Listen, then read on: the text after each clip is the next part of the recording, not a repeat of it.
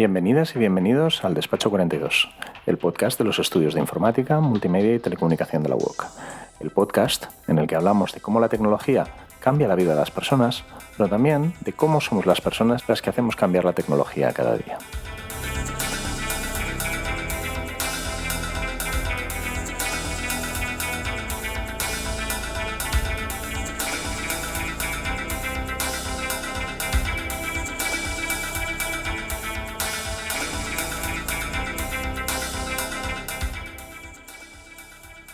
Hola, hoy vamos a recuperar uno de los temas de los que hablamos con una cierta frecuencia en Despacho 42 y lo hacemos porque el mundo del desarrollo de software, de páginas web, de aplicaciones de todo tipo, se olvida del tema con demasiada frecuencia. Sí, vamos a hablar de accesibilidad. Y para hacerlo tenemos el lujazo de tener a muy probablemente la persona más conocida en el mundillo en lengua española, que es Olga Carreras. Ha sido un placer tenerla aquí y no me alargo más y os dejamos con ella. Despacho 42, un podcast sobre tecnología para dummies, hecho por dummies.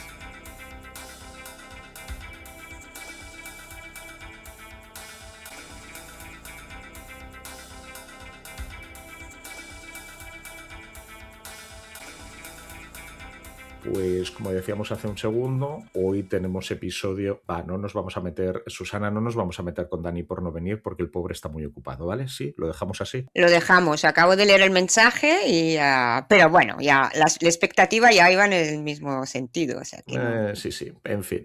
Bueno, recupero. Hoy el objetivo es hablar de accesibilidad web en particular, y para eso pues tenemos la suerte enorme de contar, pues yo diría que con la experta, al menos en el Estado español y probablemente también en lengua española, más conocida y de más prestigio que tenemos, que es Olga Carreras. Hola Olga, ¿qué tal? Hola, muchas gracias por invitarme. Un placer. Muchas gracias a ti por hacernos un hueco en tu agenda, que seguro que está apretadísima. No, un placer. Comenzamos, como siempre, pues eso, repasando un poco la trayectoria de Olga hasta llegar aquí. Por cierto, veo en mis notas que tengo alguna errata que... no pasa nada porque no va a haber nunca nadie, pero dice el currículum de Olga que es licenciada en, curiosamente, Filología Hispánica por la Universidad de Zaragoza. Así es. Mi vocación era ser escritora. Bueno, has escrito bastante, de hecho, ¿no? Esto iba a decir, que al final estoy todo el día escribiendo, así que en realidad lo he sido solo que de otro género. Vale, entonces veo, después de licenciarte en Filología, hiciste un máster con Autodesk, la gente del AutoCAD y compañía, en dirección técnica en sistemas multimedia y diseño asistido por ordenador. Después comenzaste como profe de informática, ¿lo leo bien? Sí, de niños, sí. Me adoraba porque les dejaba jugar un rato después a los videojuegos, los 10 últimos minutos les dejaba jugar un rato, me adoraba. Después de ahí te pasaste a temas de maquetación web y programación. Exactamente. Igual te sacamos un poco del armario en cuanto a edad. Programación Director. Ay, sí, madre mía, Director. No había pensado en Director y en Lingo, se programaba en Lingo desde hace igual 30 años. Sí. Además es que el proyecto que tenía que hacer para el fin de máster fue un Tamagotchi. Lo hice en Director. Era un Tamagotchi que tenía que darle de comer y le encendía la luz para que durmiera. Era súper divertido, me gustaba mucho Director. Lo que pasa es que luego me fui más por el tema web, pero la verdad es que me gustaba, sí. Sí, eso, o sea, Director y Lingo por un lado, que de Director también podríamos explicar batallitas, y sí, yo creo que la última vez que yo lo toqué hace más de 20 años, claramente. Era muy divertido, que nadie haga preguntas. Después de ahí, pues eso, más temas web, más JavaScript, y a partir de ahí, en algún momento lideras un departamento de diseño, usabilidad y accesibilidad en una empresa. ¿Esto es así? Sí, primero era el departamento de diseño, entonces apareció la usabilidad y fue de usabilidad, y después apareció la accesibilidad y entonces le ampliamos el nombre y ya era el departamento departamento de diseño, usabilidad y accesibilidad, sí, sí. Sí, lo que pasa con los perfiles tecnológicos es que al final el perfil acaba teniendo 2 líneas antes Sí. de decir nada, y de ahí pues supongo que el tema de la accesibilidad comenzó a llamarte cada vez más porque a partir de Sí. ahí comienzas a hacer consultoría en accesibilidad, que es por lo que te tenemos aquí, y por aquí figura eso, veía en tu currículum colaboraciones docentes con la mitad del sistema universitario español. Bueno, han sido Uni- puntuales, pero sí. Ujú. Bueno, algunas más Universidad de largas que otras, sí. Universidad de Alicante, Pompeu Fabra, la Complutense, tu alma mater, la Universidad de Zaragoza, por aquí pues la Universidad de Barcelona y hasta en la UOC has hecho cosillas. Sí, sí, he hecho material docente, sí, sí. De acuerdo, eso y decías, filología con la intención de ser escritora, igual no de documentos técnicos. No, pero bueno. El mundo da muchas El mundo es vueltas. así, sí. ¿Y cómo saltas? Pues eso, de estar haciendo filología a ponerte a hacer de docencia en informática para niños y después para hacer programación y maquetación. Sí, verdad, me ha dado tiempo a hacer muchas cosas, eso dice mi edad. No, pues eso, estudié filología por vocación, pero enseguida, bueno, también me llamaba mucho el tema tecnológico y seguí más por esa rama y bueno, a partir del máster pues me dediqué, bueno, al principio una temporada en hacer los CDs interactivos y tal, pero enseguida ya por el tema web y ahí cada vez me fui especializando más en accesibilidad, pero es que al final todas las disciplinas están muy relacionadas. Lo que os decía es que estoy todo el día escribiendo artículos, libros, informes, documentos de buenas prácticas, es que no paro de escribir. Entonces al Sí, final, esto. bueno, auno un poco mis dos vocaciones, Ujú. sinceramente. En las notas del podcast tenéis la URL de la web de Olga y veréis que sí, que efectivamente parece difícil leer todo lo que escribe. De hecho, Sí, cuando me aburro escribo. eso, liderar departamento de diseño, en el diseño le aparece el apellido de usabilidad y entonces le aparece el siguiente apellido de accesibilidad. Esto más o menos como va la batallita. A ver, pues fue casualidad y tengo que agradecer esa casualidad porque a partir de ahí me dediqué cada vez especializándome más en accesibilidad. Fue un proyecto, yo maquetaba páginas web, lo que ahora se dice front, pues entonces era abrir el blog de notas y hacer la página web Ujú. directamente el blog de notas y estaba para un proyecto con el Banco Santander que empezaron a decirme cosas raras como que las imágenes tenían que tener descripciones para las personas ciegas y así. Y entonces, pues Ujú. eso ya me llamó la atención, empecé a investigar, Ujú. era la persona entonces que sabía de accesibilidad y pues, Olga, ¿qué sabe de esto? Y al final, pues eso, me fui especializando a partir de ese proyecto y hasta ahora, sí, Ajá. me encanta. Porque cuando hablamos de accesibilidad estamos haciendo pues eso, que la web que de salida la vemos muchos, la mayoría como un medio eminentemente visual y que con el que interactuamos de una determinada manera, pues en algún momento comenzamos a preocuparnos, afortunadamente, de que personas con discapacidad la puedan usar. En general solemos pensar, o como mínimo lo que me viene más a mí a la cabeza, es personas con discapacidad visual, que tienen muy baja visión o que no pueden ver directamente, pero no solo hablamos de eso cuando hablamos de accesibilidad, o es básicamente eso. No, no, para nada, para nada. Existen muchos tipos de discapacidad y lo que intentamos es que, bueno, ya no solo las páginas web, cualquier producto o servicio digital, una página web, una aplicación móvil, un documento, una aplicación de realidad virtual, realmente se pueda percibir, se pueda comprender, se pueda utilizar por cualquier persona y también no solo por las personas con discapacidad, sino que realmente nos afecta a todas las personas en algún momento. Nos vamos a agradecer todas aquellas cosas que hacemos para que sean más accesibles porque nos vamos a encontrar en la misma situación. Si a mí un día se me rompe la mano derecha, que soy diestra, y tengo que utilizar, por ejemplo, la mano izquierda con el ratón, pues voy a tener muchos temblores, como hay muchas personas con discapacidad física que tienen y que pues van a necesitar, por ejemplo, botones de interacción grandes para las personas que tienen temblores. O puede ser que, no sé, esté accediendo a un vídeo desde un bar que apenas oigo y me ponga los subtítulos, pues lo voy a agradecer igual que lo puede agradecer una persona sorda. Ujú. O todos vamos a ir cumpliendo años y vamos a perder, pues eso, visión, audición, destreza, memoria. Entonces, al final es verdad que las personas que más se benefician de la accesibilidad son las personas con discapacidad y no solo visual, auditiva, motriz, cognitiva, que a veces también nos olvidamos de ellas. Pero Ujú. cualquiera de nosotros a lo largo de la vida vamos a agradecer y mucho que sean accesibles. Yo sospecho que cuando tú te pusiste a trabajar en estas cosas, pues estábamos hablando de una web más estática, con menos interacción, con menos toneladas de JavaScript, y que en ese caso sí que estamos hablando de que, pues eso, mientras respetes la estructura del HTML, pues el problema grande era para las personas con discapacidad visual, de que había imágenes y en esas imágenes, pues a lo mejor es una imagen decorativa y no es excesivamente grave que la persona no la vea, pero que probablemente le va a provocar mucha ansiedad saber que hay una imagen ahí y que no puede ver lo que hay, pero que en ocasiones va a tener texto. De salida era más un describir visualmente las cosas para personas que tienen menos visión o que no tienen visión, y ha ido evolucionando, o esto son imaginaciones mías. A ver, claro, desde un punto de vista del acceso de las personas con discapacidad visual, sí que lo más importante pues, es que las imágenes tengan descripción, pero también que el código sea semántico, porque al final utilizan un lector de pantalla, que es un software que va analizando la página para conocer, saber cada uno de los elementos, cuál es su función, cuál es su nombre, cuál es su estado y decírtelo. Entonces tiene que tener un código correcto para que pueda comprenderlo. Pero, por ejemplo, antes y ahora seguía habiendo pues contenidos de audio, contenidos de vídeo, pues ahí, pues por ejemplo, las personas con discapacidad auditiva pues necesitan subtítulos. Pero a veces también se olvida que las personas con discapacidad auditiva, sobre todo las personas sordas de nacimiento que han perdido la audición en etapas muy tempranas, también tienen mayor dificultad para comprender los textos escritos. Porque el aprendizaje de la lectura está muy ligado a la audición. Entonces, su problema no es solo que pensamos en personas sordas, subtítulos.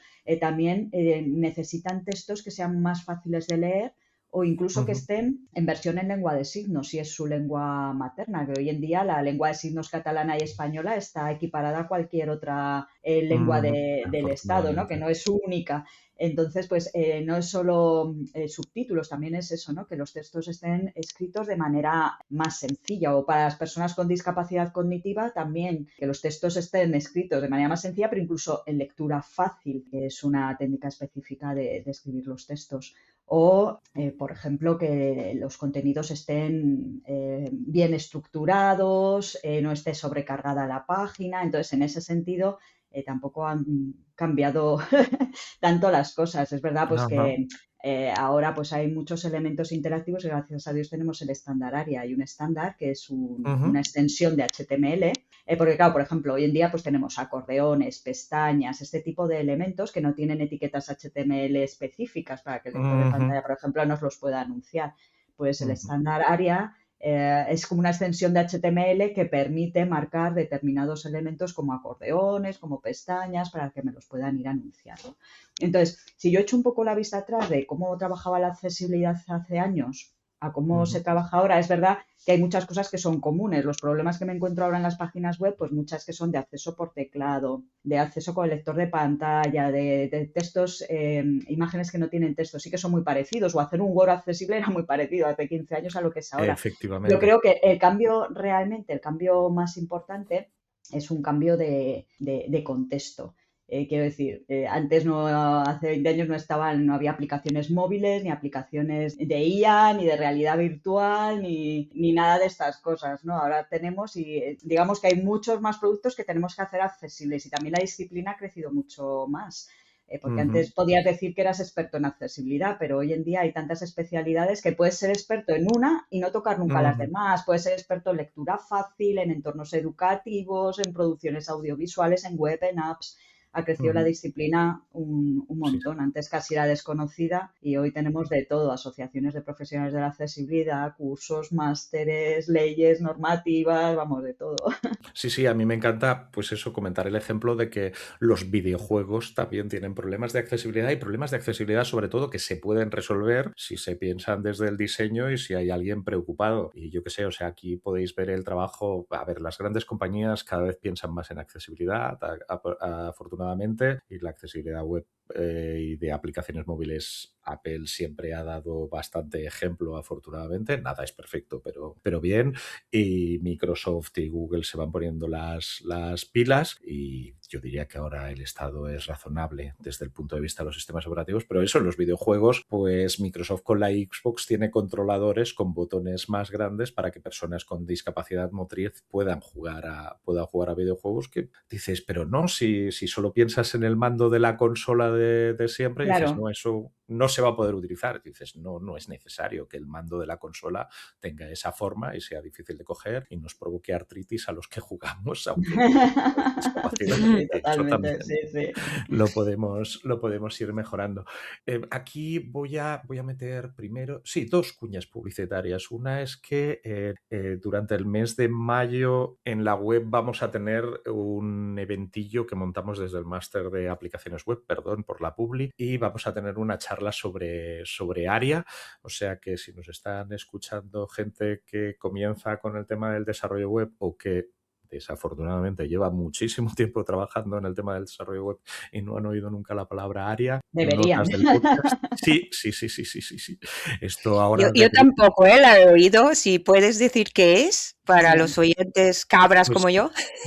Eso es, o sea, de hecho, si no desarrollas web, es perfectamente razonable que no hayas oído los temas, ¿eh? O sea, si no estamos haciendo aplicaciones web. Me suena a Juegos de Tronos, perdón. Son Accessible Rich Internet Applications, creo recordar. Sí, pero, hoy en día es que no puedes trabajar en la revisión de un portal web desde el punto de vista de accesibilidad sin conocer ARIA. Como digo, ARIA es una extensión de HTML que te permite ir marcando en el código cómo quieres que el lector de pantalla anuncie correctamente la función, el estado, el nombre de los elementos. Entonces, como hay muchos elementos para los cuales no hay etiquetas estándar para que el lector te pueda anunciar que es un árbol que se despliega, que es un menú, que es un acordeón, etcétera, lo vas marcando de esta manera con esta extensión para que visualmente no hay ningún cambio. O sea, todo el cambio es con el lector de pantalla que utilizan las personas con discapacidad visual para que les anuncie correctamente toda la información. Ok, O sea, gracias. De golpe, pues eso, estás trabajando en un editor de texto, en un procesador de texto en la web y te sale una advertencia. Pues esa advertencia no tiene una etiqueta estándar y por lo tanto el lector de pantalla a una persona ciega no se lo lee.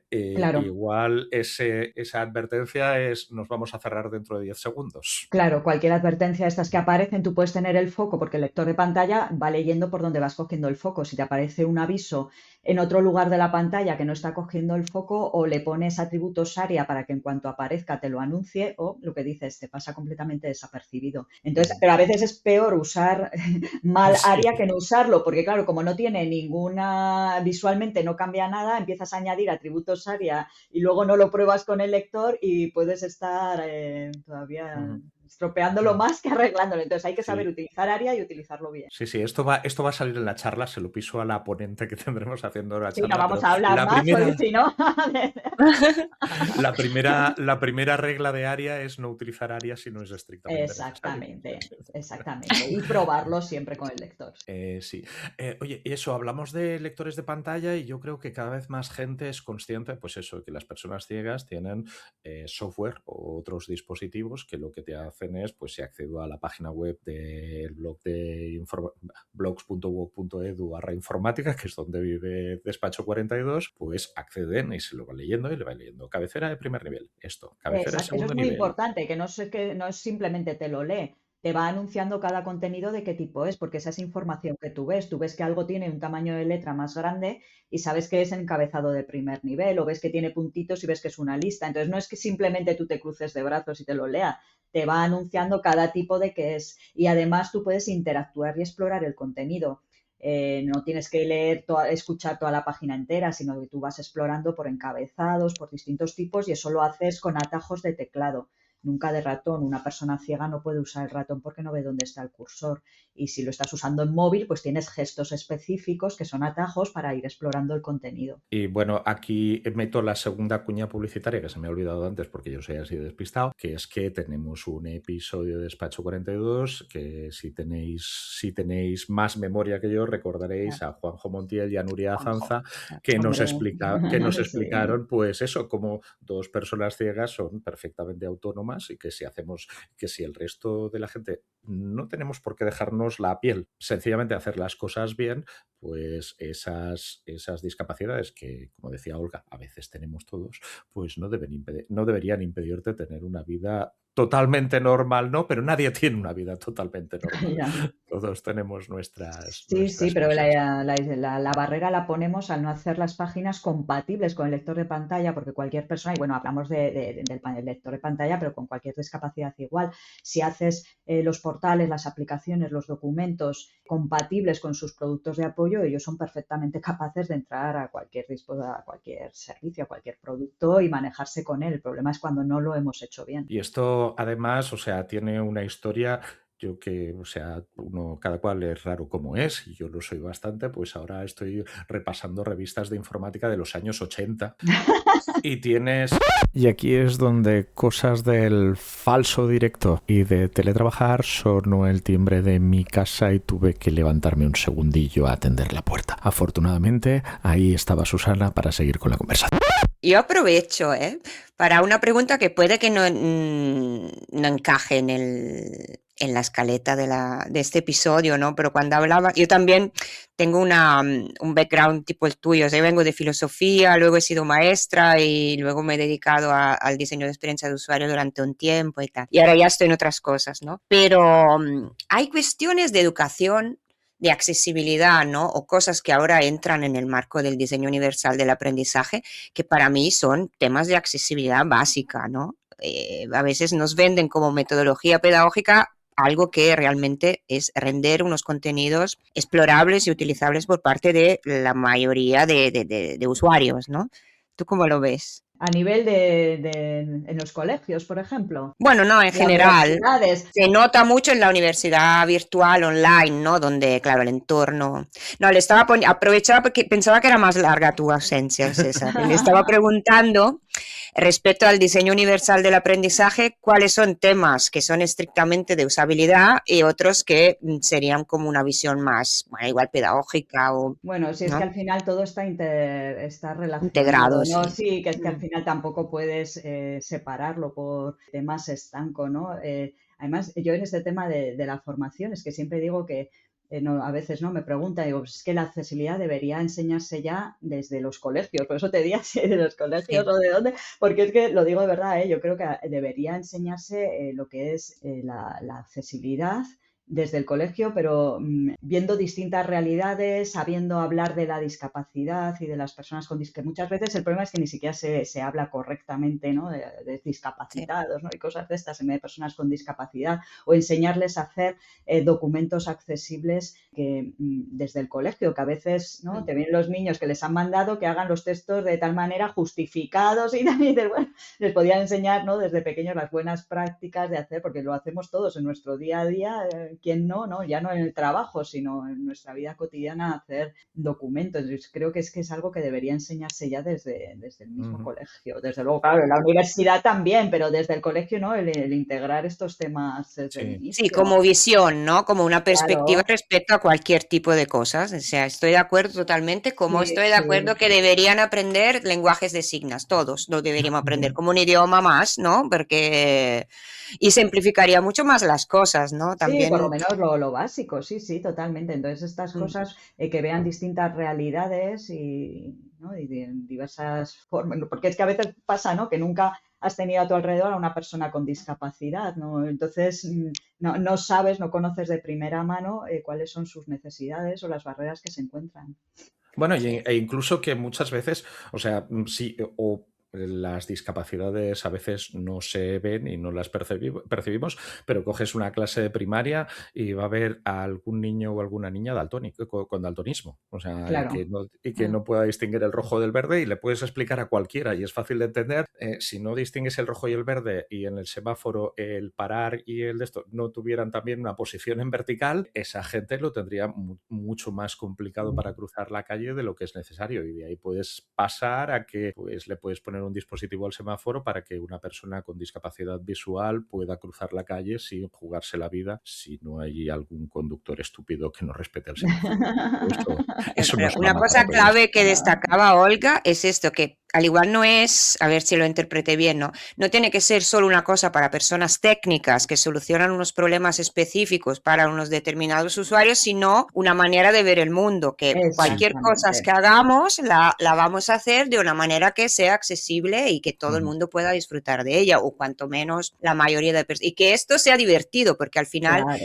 ¿no? Es una manera de ampliar y mejorar los artefactos que acabas construyendo, y creo que, no sé, es muy motivador, y sobre todo el mundo ya se preocuparía cuando no hay una situación de accesibilidad. Sí. Cuando estás en redes sociales, pues en determinadas redes sociales cada vez más la gente se acostumbra, si pone una imagen, a poner una descripción de la imagen. Y es un trabajo extra, sí, pero es un trabajo que en muchas ocasiones a mí me sirve para pues, pensar un poquito más sobre cuál es mi intención al poner esa imagen. Y yo hay muchas veces que yo afortunadamente todavía conservo un grado de visión bien y no hay ningún problema, y espero conservarla durante muchos años, pero hay muchas veces que me voy a mirar o sale una descripción que pone o descripción de la imagen o alt o alguna cosa así, y hay gente que son verdaderos artistas en las descripciones y que muchas veces cuando te ponen un meme te ríes más si tienes que ver a la descripción textual del meme por una persona que sabe hacerlo bien que solo viendo el meme.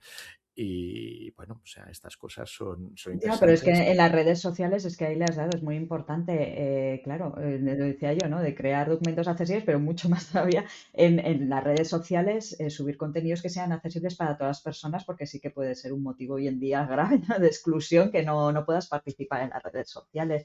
Y entonces lo que decimos, que no se enseñe simplemente con un listado de requisitos que tienes que cumplir, sino que se enseñe realmente desde conocer a las personas con discapacidad, qué necesidades tienes, ponerte en su lugar, porque si tú ves a personas con discapacidad en su día a día accediendo, tú te pones en el mismo lugar y te encuentras con esas barreras, pues eso no se olvida, porque lo interiorizas y es imposible Sí, sí. olvidarlo. O sea, de hecho, bueno, esto es una cosa, en general no nos damos cuenta cuando vamos por la calle de dónde hay rampas y dónde no las hay, hasta que Claro. has acompañado a una persona con muletas o en una silla de ruedas y de golpe te pasas 3 meses por la calle escandalizándote de todos los sitios que dices, vale, ¿y cómo llego yo hasta ahí si voy en una silla de ruedas? No se puede.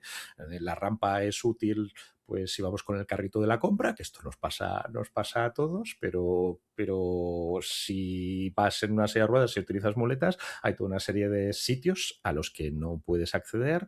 Y bueno, y esto me lleva en arquitectura y en urbanismo, tenemos toda una serie de normativas, y cuando tú haces el plan de una cosa, pues alguien debería mirárselo y darte el ok, y alguien debería pasar a revisar. Esto en la web y en las aplicaciones es así. Vale, pues bueno, entramos en el tema legislativo. A ver, en España tenemos leyes de accesibilidad, bueno, madre, para empezar y no parar. O sea, está muy legislado. Tenemos leyes que son transposiciones de directivas europeas, tenemos leyes nacionales, regionales, sectoriales, de todo, ¿no? Pues tenemos, por ejemplo, a nivel de la administración pública, hay un Real Decreto 1112 de 2018 que lo que dice es que todos los portales y todas las aplicaciones de la administración pública tienen que ser accesibles. Y hay un organismo que es el Observatorio de Accesibilidad Web que controla realmente que esto sea así, pues les pide informes sobre los problemas de accesibilidad que está reportando la gente en sus portales, porque tienen que tener todos ellos. Si entráis a cualquier portal de la administración pública, habrá un apartado de accesibilidad en el cual puedes poner una queja. Tienen que reportar pues informes sobre la accesibilidad, todos los errores que están incumpliendo. Tienen que reportar todas las acciones formativas que están haciendo, porque al final, si no formas, pues es muy complicado integrar la accesibilidad realmente en los procesos y que la accesibilidad se mantenga en el tiempo. Entonces está controlado. Otra cosa es que, bueno, estos mecanismos sean al final todo lo efectivos que deberían ser, pero está regulado a nivel de legislativo y con órganos de control. Y a nivel más en el sector privado también hay distintas leyes. Este año pues ha habido mucho revuelo porque se ha traspuesto una directiva europea que en España ya teníamos la obligación desde hace muchísimos años, desde el 2008, de tener portales accesibles en ciertos sectores, pero ahora, bueno, se regula a nivel europeo. Y entonces tienen que ser accesibles los portales y las aplicaciones móviles pues, de distintos sectores, de la banca, el transporte, el e-commerce, etcétera. Y es ahora cuando se están estableciendo estos mecanismos de control, pues va a haber un organismo a nivel nacional que es la UTAC y se van a hacer revisiones a nivel autonómico, pero está todavía un poquito en el aire, ¿no? Lo que siempre puede hacerse es poner una denuncia, ¿no? Eso siempre está ahí, pero claro, ya lleva un proceso muy largo, solo lo pueden hacer las denuncias para que vayan por la vía judicial, solo pueden hacerla las que tienen el interés legítimo, es decir, las personas con discapacidad, sus familiares o las asociaciones de personas con discapacidad. Yo, aunque vea un portal que no es accesible, no puedo poner la denuncia, ¿no? Entonces, sí que cada vez está más legislado, más controlado, pero bueno, todavía no debe ser lo suficiente cuando hay tal porcentaje todavía de portales y aplicaciones que tienen errores de accesibilidad. La cosa va como poco a poco. Muy, muy lentamente. Pero eso, o sea, no solo las personas con discapacidad pueden denunciar, sino eso, asociaciones, y si tienes un familiar que es de primer grado, debe ser, también puedes decir, mira, es que esta web, una persona ciega debería poder comprar un billete de avión exactamente igual que yo y debería poder comprar porque un pagan juguete. los mismos impuestos que todo el mundo. Otra cosa es que a través pues, de los formularios de contacto de los portales donde está el apartado de accesibilidad, cualquiera que vea un problema ponga una queja, todo queda registrado. Si nadie se queja, ¿verdad? Parece que es que no hay problemas, que a veces pecamos de, bueno, esto es lo que hay, ¿qué vamos a hacer? Pues bueno, hay que quejarse. Desde luego. Y esto... registrado. Si queréis una lista algo más exhaustiva, podéis acceder a la web de Olga, y si queréis ver una introducción de la propia Olga, pues en las notas del podcast, esta conferencia que hablamos en la que yo conocí a Olga de la Accessibility Conf, Olga hizo una charla bastante completa y exhaustiva sobre esas normativas, y el vídeo lo tendréis enlazado en las notas del podcast. Sí. Y esto, ojo, si tenéis un negocio de una cierta facturación y no os habéis enterado de que existe esta transposición y de que antes de ley europea y que antes de esta transposición ya existía esa obligación, pues... Hay que ponerse las pilas, sí. O cualquiera que haya recibido financiación pública. Si recibes, yo qué sé, para el kit digital, para hacerte la aplicación o el portal web, también tienes que justificar que sea accesible si recibes dinero público para hacerla. Entonces, pues bueno, sí, hay que informarse un poco, pero bueno, no debería ser nuestra principal motivación, sino porque realmente queremos llegar al mayor número de personas, queremos que nuestro portal esté bien diseñado, genere una buena experiencia y al final la accesibilidad también ayuda a eso. Decía antes de la interrupción, que ya solucionaré de alguna manera en el podcast, decía que, bueno, que si te vas a revistas de informática de los años 80, cuando trabajamos con SMS2 y con interfaces puramente textuales, ya había interfaces como líneas de braille y demás que permitían, pues, y lectores de pantalla que leían el contenido de la pantalla y que permitían interactuar a las personas. Y eso, pues, tenemos más de 40 años de historia de preocupación por la accesibilidad de las tecnologías digitales y de todas las demás. No hace falta que vayamos atrás 40 años en el tiempo, pero en estos últimos, yo que sé, pongamos 20 años que la web es parte de nuestro día a día. Hoy en día una persona, pues eso, con discapacidad motora, pues porque tiene Parkinson, o una persona ciega o daltónica o con sordera, lo tiene más fácil, lo tiene más difícil, damos pasos atrás y damos pasos adelante. A ver, en cuanto a tecnología, desde luego lo tiene muchísimo mejor, porque hoy en día, en cuanto a, bueno, la mejora que hay en cuanto a dispositivos, aplicaciones, productos de apoyo, herramientas IA, desde luego lo tiene mucho mejor. Quiero decir, hoy tenemos, por ejemplo, gafas que te identifican los objetos, te leen el texto, te describen el entorno, las emociones de las personas que hay. Tenemos aplicaciones SIA que son capaces de describirte imágenes, vídeos, que te subtitulan, no me sale, que te las subtitulan y te hacen la audiodescripción de manera automática, o que te simplifican textos, o que te resumen páginas o vídeos, o entienden patrones de habla no normativos. Quiere decir que el abanico que tienen actualmente en cuanto a tecnología es, a ver, luego a la hora de acceder a la web muchas cosas son muy iguales a las que me has contado, porque una persona ciega, hemos dicho, con un lector de pantalla, una persona sordociega sigue accediendo pues con una línea braille, claro. Están más avanzadas los dispositivos que los 80, ¿no? Pero, por ejemplo, una persona con discapacidad motriz pues puede estar accediendo por voz, o puede estar accediendo por seguimiento ocular, o puede estar accediendo con distintos tipos de pulsadores, de barrilla, etcétera. Pero, por ejemplo, ahora que más avanzado, las aplicaciones móviles puedes acceder mediante gestos de la cara. Yo, por ejemplo, con el móvil, cuando hago las demostraciones, pues abriendo la boca voy tabulando por los elementos de la pantalla del móvil y sonriendo los voy accionando. Entonces, simplemente con ciertos gestos puedes ir manejando el dispositivo. Entonces, sí que es verdad que hay algunos que son parecidos, pero han mejorado desde esa época, pero es que luego tenemos todo un abanico que, bueno, es tremendo, desde luego, ya con la IA ni te digo lo que avanza.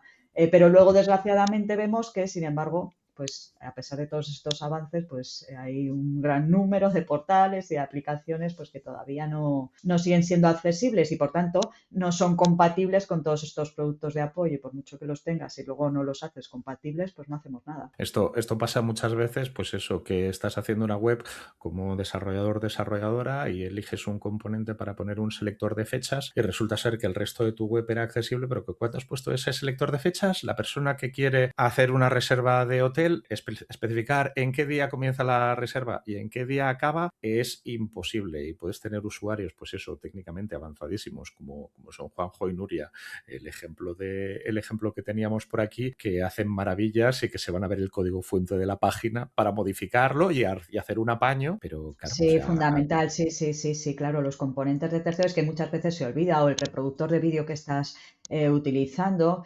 o muchas veces se piden desarrollos a proveedores externos y no se sabe cómo exigirles que tienen que ser accesibles y luego revisar que lo que te dan es accesible. Entonces, claro, no es solo esa formación y ese conocimiento propio, sino también luego el saber seleccionar los componentes o cómo pedir a terceros estos temas de accesibilidad. Sí. Y entonces esto a mí me lleva a un par de cosas. Primero, pues que tú, o sea, el papel de una persona que hace consultoría en accesibilidad, que hacen esas personas, y luego vamos al tema de la educación y cómo debemos formar a los desarrolladores y cómo desarrolladores y desarrolladoras deben formarse a sí mismos continuamente. Vuelvo atrás. ¿Qué hace una consultora en accesibilidad? Aparte de saber, pues eso, todo no, porque debe ser imposible, pero mucho. No, hoy en día, ya te digo, hay muchas especialidades. A ver, hay que diferenciar entre lo que es la auditoría y la consultoría. La auditoría es el trabajo en el que sí que consiste en ir revisando pues, la web, la aplicación móvil o los documentos de manera sistemática respecto a una metodología y una norma concreta que en España y en Europa es la EN 301-549, y entonces pues eso lo haces de manera pues fiable, independiente, revisándolo sistemáticamente para decir, bueno, es o no es accesible, en qué nivel, y listar pues todos los errores y todas las soluciones. Y otra cosa es la consultoría. La consultoría más es un proceso de acompañamiento en las empresas, ¿no? De ayudar a integrar la accesibilidad en todos sus procesos para asegurar no ya que estén generando ahora productos y servicios accesibles, sino también en el futuro que lo puedan mantener, que no sea algo puntual. Entonces, se trata mucho pues de formación, de concienciación, de ayudarles a integrarlo en sus políticas, en todos los procesos de desarrollo, de métodos de control, de saber hacer documentos para podérselo exigir como os decía, ¿no? a los proveedores externos y después poderlo comprobar que realmente les están dando resultados accesibles, o a ayudarles a integrar pruebas con personas usuarias con discapacidad, que eso, pues bueno, muchas veces no se hace y es fundamental, ¿no? El que mínimo, ¿no? Si estás intentando hacer algo para mejorar la vida de las personas con discapacidad, integrarlas en las pruebas y en los procesos, ¿no? Entonces, al final, la consultoría es más un trabajo transversal en ese cambio cultural, porque al final afecta a todos los departamentos, no solo al de desarrollo. Empezando por el de dirección, que tiene que estar implicado porque es el que pone el dinero y los recursos, pero es que luego está el departamento de compras, que tiene que comprar productos accesibles, el de marketing, que tendrá que hacer comunicaciones accesibles, el de recursos humanos, que lo tendrá que tener en cuenta también, o el comercial, que tendrá que saber qué implica vender productos y servicios accesibles. O sea, es al final un cambio cultural para que al final hacer productos y servicios accesibles sea como consecuencia natural de trabajar bien y no ir a ver qué error tiene, lo corrijo y así eternamente, ¿no? Integrarlo de tal manera que esté dentro de todos los procesos de la organización. Y por otro lado, el tema de formación. Deberíamos enseñar accesibilidad, pues eso, decíamos antes, desde el colegio, y probablemente pues la primera vez que una persona escribe en un procesador de textos, debería saber Sí. que eso de los encabezados está ahí para algo. Claro, si además es utilizar bien Word, que es que a veces cuando doy cursos de documentos accesibles dicen, pues es como si hubiéramos hecho un curso de Word, porque aparte de alguna cosita más que hay que tener en cuenta, al final es utilizar el procesador de manera correcta con las herramientas que trae, sí. Entonces, o sea, por ejemplo, tú cuando haces formación para alguna de las entidades que hemos listado antes, que son muchas y de mucho prestigio, ¿qué es lo que se explica en estos cursos? ¿Qué es lo que le tiene que quedar claro a un estudiante que está haciendo, pues yo qué sé, informática, pero cualquier otra cosa también? O sea, en un grado de diseño también tenemos que enseñar accesibilidad. Mira, pues lo primero y fundamental, luego ya vendrá todo lo demás, ¿no? Sí, en la accesibilidad en el diseño y en la programación y en los documentos, pero lo principal y lo primero es siempre la primera sesión, es aprender qué tipos de discapacidad hay, qué barreras se encuentran, cómo acceden, y nos ponemos en su lugar y aprendemos a utilizar un lector de pantalla para ponernos en el lugar de que no puedo ver. Accedemos a portales con Zoom 400. A ver qué pasa cuando accedes a un portal con Zoom 400 porque tienes baja visión y resulta que tienes elementos flotantes que te tapan el contenido, cabeceras y pies fijos que no te dejan verlo. En el móvil ponemos letra grande, que ya no hace falta tener baja visión, cualquiera con vista cansada tiene la letra grande, y vemos a ver si en las aplicaciones aumenta o se queda cortado, o nos ponemos a ver en blanco y negro la web para ver si comprendemos las gráficas, si conseguimos distinguir los enlaces. Nos vamos poniendo o hacemos solo con el teclado, porque al final, pues todas las personas con discapacidad motriz, me da igual que estén accediendo por seguimiento ocular, que con gestos, que con pulsadores de barbilla. Al final es como si estuvieras tabulando y dando al enter. Si eres capaz de manejarte con el teclado, entonces nos ponemos en su lugar y vemos que no vemos dónde está el foco en la pantalla, no podemos abrir los menús solo con el teclado. Entonces vamos viendo vídeos, nos cuentan su experiencia personas con sordoceguera, con distintas discapacidades. Entonces, cuando ves a estas personas que te lo explican y te enseñan cómo están accediendo, nos ponemos en su lugar accediendo de todas estas maneras, es como que de repente se abren los ojos. Y todo el mundo dice, claro, es que yo nunca me había planteado esto, ni nunca me había imaginado esto, ni nunca había conocido a nadie. Y a partir de ahí todo fluye, porque a partir de ahí todo tiene sentido. Cuando les empiezas a explicar por qué en Word tienes que poner los títulos, correctamente las listas, o en web tienes que estructurar bien por dentro de manera semántica, todo tiene sentido porque, claro, porque cuando accedíamos o cuando veíamos a alguien que accedía así no podía. Entonces, es la única sesión que no se pueden saltar. Siempre empezamos así. Y después ya, pues claro, depende de dónde estemos dándolo. Si son diseñadores, pues nos centramos más en los criterios que tienen que ver sobre el diseño y hacer bien, prototipar y estructurar bien el contenido. Si son personas que están gestionando contenidos, pues cómo incluirlos correctamente en los gestores de contenido, temas de documentos, de redes sociales. Si son desarrolladores a nivel de código, a partir de ahí ya pues lo vas diciendo técnicamente para cada perfil, pero lo único importante y fundamental es comprender. Si comprendes cómo acceden, si lo ves, si te pones en su lugar, los requisitos de las normas y que revisamos están pensados para eso, para evitar problemas reales que están teniendo las personas reales y que por eso hemos dicho este requisito, esto tiene que ser así. Aunque no te los hayan dicho nunca, solo con vivirlo, ya lo ves, ya te salen todos estos problemas, entonces todo es mucho más fácil. Entonces hay que empezar por ahí y todo lo demás ya es, bueno, después. Sí, sí. O sea, esto no es trivial porque las personas con discapacidad, eso se lo ponemos muy, muy complicado y excesivamente complicado e innecesariamente complicado muchas veces, pero instalarse un lector de pantalla en el móvil o en el ordenador, sea cual sea el ordenador que tienes, es fácil. Entonces puedes darte cuenta que cuando seleccionas esas letras muy divertidas que pones en tu mensaje en la red social que sea, pues si a una persona se lo leen, pues le va a leer el nombre de cada carácter y no va a poder entender el mensaje porque es imposible entender el mensaje. Claro, sí, puede Sí, parecer que sí. esto de un lector es algo muy complicado, pero no. En el móvil todos tenemos ya instalado, ¿eh? Ni siquiera hay que instalarlo, lo tenemos todo puesto. Y en el ordenador realmente es aprenderte 2 gestos básicos, que vas con la flecha arriba, flecha abajo, recorriendo los contenidos. O sea, tampoco tienes que aprenderte todos los atajos. Acceder de manera básica con un lector de pantalla es bastante sencillo. Parece que va a ser muy complicado, pero luego nos ponemos y, vamos, han aprendido cualquier tipo de perfil que he tenido, han aprendido a utilizarlo. Dices, que no era tan complicado, daba más miedo el decir esto va a ser muy complicado que lo que luego Ujú, es. Y luego sé que lo siguen utilizando y dicen, bueno, pues mira, no era tan difícil. Y es así como ujú. realmente poniéndote en su lugar cuando te das cuenta de realmente de los problemas. Pero es eso, o sea, estás haciendo tanto un procesador de textos o como un diseño, pues aquello de, mira, el texto en gris oscuro sobre negro queda súper chulo y puede tener su funcionalidad, pero si me das otras maneras de leerlo, pues probablemente si las condiciones de luz no son exactamente las que tú Claro, pretendías, yo no voy a poder leerlo en claro. gris oscuro sobre Exactamente, negro. y hacemos también otras cosas, pues ponerlo en blanco y negro para ver si estás dependiendo solo del color o accedemos en alto contraste, a ver si muchas veces, por ejemplo, una cosa tan tonta, ¿no? Como los logotipos o los iconos, se les pone el fondo transparente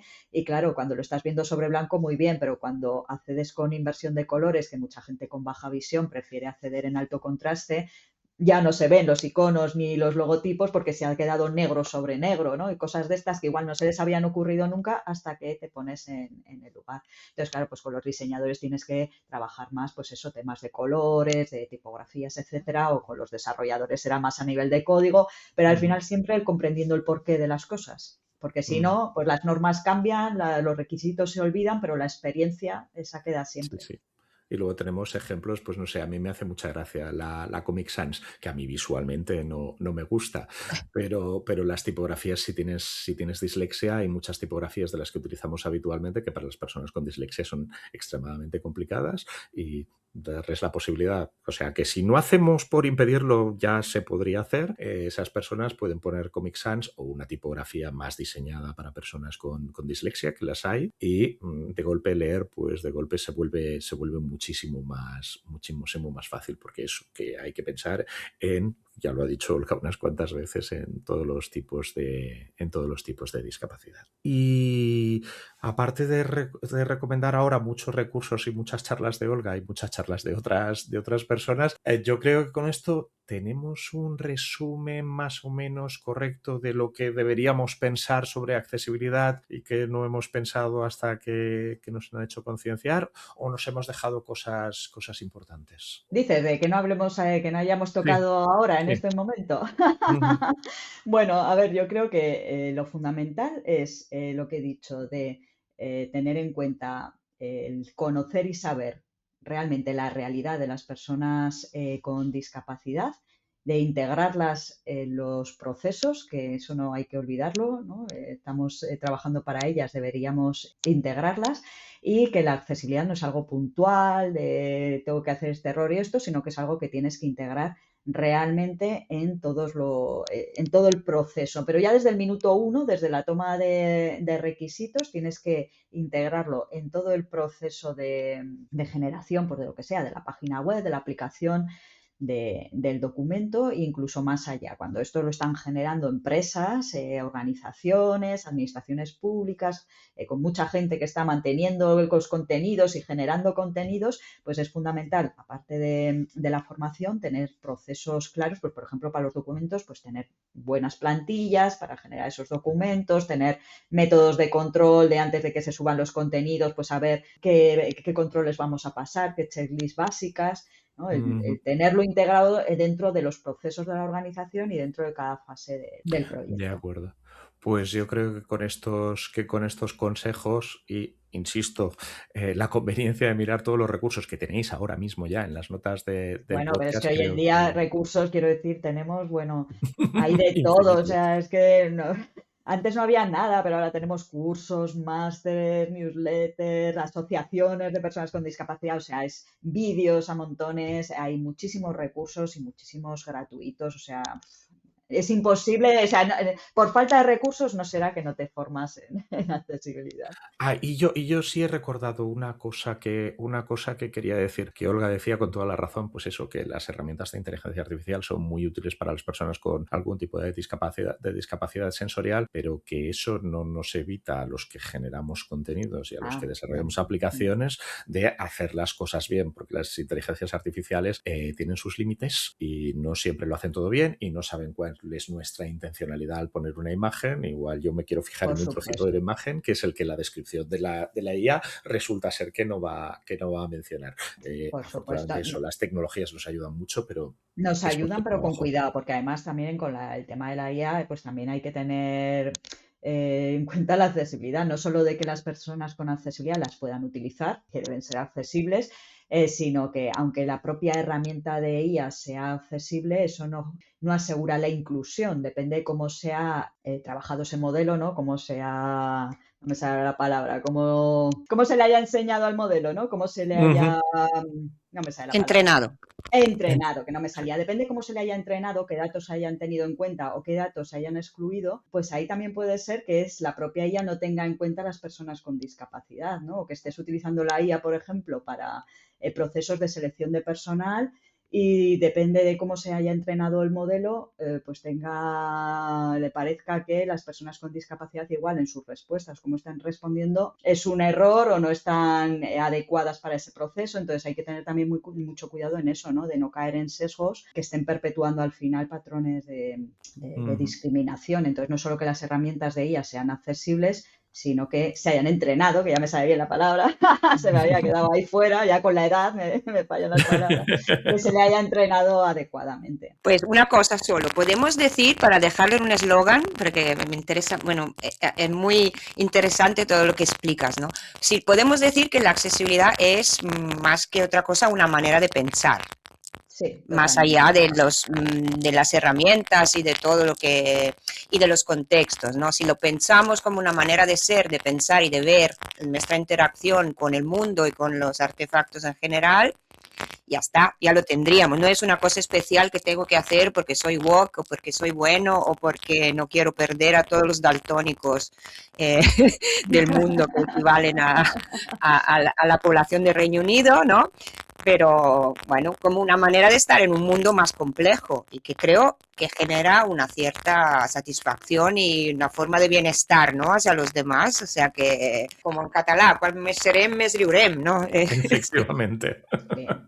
Y que al final nos está beneficiando a todos también, ¿no? Que es algo que no es solamente que es para las personas con discapacidad, que sí, son los grandes beneficiarios, pero al final es algo de que estamos haciendo simplemente un buen diseño y un buen desarrollo, algo para todo el mundo, pero para todo el mundo, también para nosotros, ¿no? O sea, para mí, que yo no tengo discapacidad, pero que me voy a beneficiar de ello en muchísimas circunstancias y ya solo porque genera una mejor experiencia. Entonces, la pregunta es ¿por qué no estamos haciendo ya de base? ¿No? ¿Qué razones me puedes dar para no hacerlo accesible más allá de que no te hayas formado o que no te lo hayan explicado? Porque si no, es incomprensible. Y supongo que a nivel económico es más económico al fin y al cabo, ¿no? pensar desde el principio y Claro. estructurar los procesos ya de producción tecnológica en este sentido, ¿no? No que tienes que ir modificando, ¿no? Esto es una especulación mía, ¿no? Pero supongo que si se Totalmente, hiciera sí. bien. Lo que es caro es cuando ya lo tienes desarrollado. Si lo haces bien desde el principio, la accesibilidad es un coste, pero como tener un buen diseño es un coste y como hacer las cosas bien es un coste. Lo que es carísimo es coger un desarrollo cuando está a punto de acabarse, darte Claro. cuenta en ese momento de que no es accesible e intentarlo arreglar, porque ahí le estás dando martillazos a las cosas y vas a tener, y entonces te va a costar mucho dinero. Si lo piensas desde el principio y tienes diseñadoras y diseñadores formados y desarrolladores formados, y eso lo que decía Olga antes, toda la organización consciente de que hay que hacer las cosas bien, es un coste añadido muy, muy pequeño. Sí, exactamente. El problema es cuando ya lo tienes hecho, que a veces dices, pues mira, te cuesta menos tirarlo y empezar de cero porque tienes problemas graves estructurales porque no lo has tenido en cuenta, pero si lo tienes desde el principio, pues es que muchas veces hay cosas que te da igual hacerlas de esta manera o de otra, pero nadie te lo ha explicado. Una vez que te lo explican, dices, pues mira, me hubiera costado un poco hacerlo así, pero no te lo han explicado. No vamos a decir tampoco, siendo idealistas, que el coste es cero, es verdad, pues hay ciertas cosas que sí que van a costar, pero desde luego no es como para no planteártelo, lo difícil es cuando ya lo tienes hecho. Pero no es un gasto, es una inversión que Es una produce inversión, beneficios. es que estás invirtiendo en hacer un buen diseño, un buen desarrollo, al que te aseguras que todas las personas van a poder acceder, lo van a entender y van a tener una buena experiencia. De acuerdo, pues si os parece, lo dejamos aquí. Muchísimas gracias, Olga, muchísimas gracias, Susana, y muchísimas gracias a todas las personas que nos habéis estado escuchando hasta ahora. A vosotros, muchas gracias por invitarme. Gracias a vosotros.